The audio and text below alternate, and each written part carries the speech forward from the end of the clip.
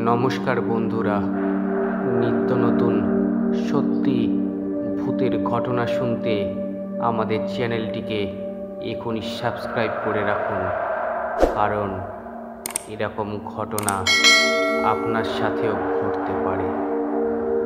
তাহলে শুনে আসা যাক আজকের সত্যি ভূতের ঘটনাটি, অন্ধকারে স্নানঘর।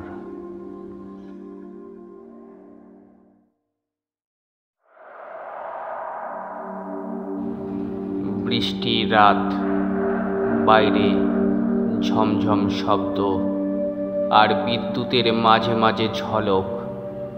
ঢাকা শহরের প্রাচীন একটি বাসা।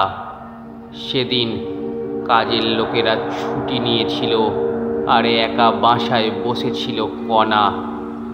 বাড়িটি কণার সম্পত্তি ভাড়া নিয়েছিল, কিন্তু এতে থাকা নিয়ে তার বন্ধুদের মধ্যে এক ধরনের গোপন উৎকণ্ঠা ছিল। বাড়িটি নাকি অভিশপ্ত। রাতে কণা নিজের রুমে বসে বই পড়ছিল। হঠাৎ মনে হলো স্নান করে নেবে। স্নান ঘরে ঢুকে দরজাটা লক করতেই সে টের পেল পিছনে যেন কার উপস্থিতি। কণা মনে করল এটা তার মনের ভুল। গরম পানির শাওয়ার চালিয়ে স্নান শুরু করলো কণা, কিন্তু হঠাৎই জল থেকে বেরোতে লাগলো অদ্ভুত ঠান্ডা বাষ্প।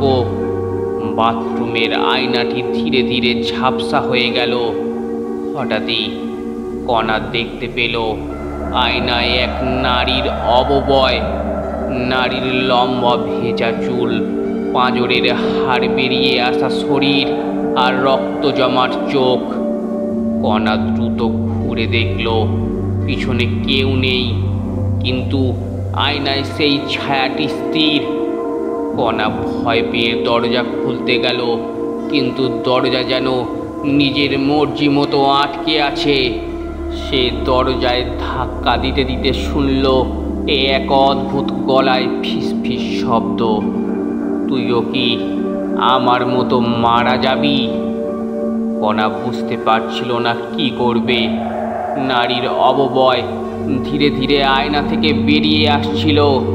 তার গায়ের জলে মেঝেতে পড়ার সাথে সাথে পুরো বাথরুমে ঠান্ডা জমে উঠল। কণা চোখ বন্ধ করে চিৎকার দিল, কে তুমি, কে তুমি? ফিসফিস করে গলাটি বলল, এই বাড়িতে বাথরুমে অনেক বছর আগে আমাকে মেরে ফেলা হয়েছিল। আমিও পালাতে চেয়েছিলাম তোর মতো, পারিনি, তুইও পারবি না। কণা বুঝতে পারল এ জায়গা ছেড়ে বেরোতে হলে তাকে অন্য কিছু করতে হবে। সে স্নান ঘরের আয়নার দিকে তাকালো।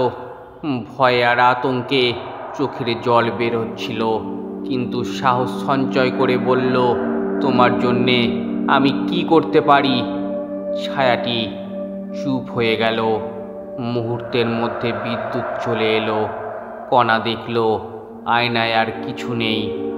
দরজা খোলাও সম্ভব হলো। কণা দৌড়ে বেরিয়ে এলো। পরদিন সে সেই বাড়ি ছেড়ে চলে গেল।